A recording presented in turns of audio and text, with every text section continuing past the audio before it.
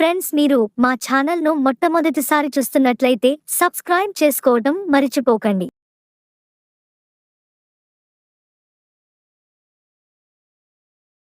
నందమూరి వంశంలో ప్రయోగాత్మకంగా సినిమాలు చేసే hero Kalyan Ram Bimbisara block buster hit అయ్యింది. దాని తర్వాత అమిగోస్ ప్రయోగం ఆశించినంత ఆదరణ పడలేదు.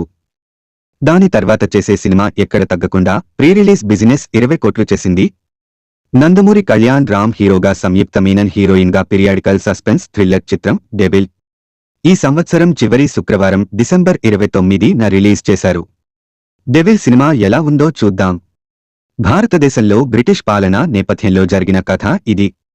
ఓ జమీందార్ కుటుంబంలో జరిగిన హత్య గురించి విచారణ చేయడానికి డెవిల్ వస్తాడు. అసలు సీక్రెట్ ఏజెంట్ అయిన డెవిల్ ఆ కోణంలో జరిగిన హత్య విచారణ కోసం ఎందుకు రావాల్సి వచ్చింది? ఆ హత్య జరిగిన బంగ్లాలో ఉంటున్న సంయుక్త మీనన్ ఎవరు? ఆమెను డెవిల్ ఎందుకు టార్గెట్ చేశాడు? ఇంతకీ సంయుక్త మీనన్ కి నేతాజీకి ఉన్న సంబంధం ఏమిటి? అదే విధంగా ఆ హత్య ఎందుకు జరిగింది? చివరికి డెవిల్ కళ్యాణ్ రామ్ లోని అసలు పాత్ర ఏమిటి అనేది మిగిలిన కథ.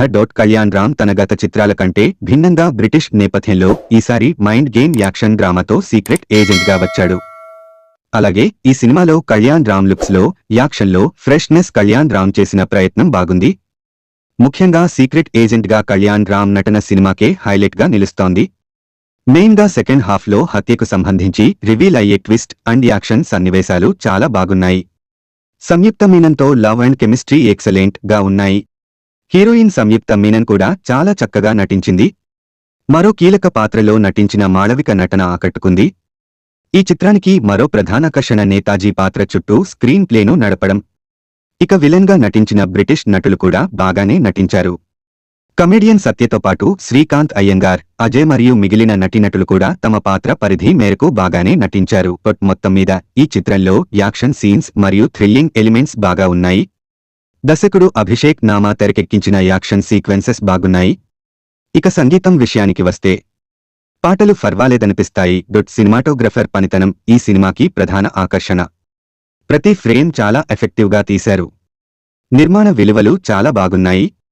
టోటల్గా సినిమా ఎలా ఉందంటే, డెవిల్ అంటూ వచ్చిన ఈ యాక్షన్ స్పై థ్రిల్లర్లో యాక్షన్ సీక్వెన్సెస్ అండ్ కొన్ని థ్రిల్లింగ్ ఎలిమెంట్స్ ఆకట్టుకున్నాయి.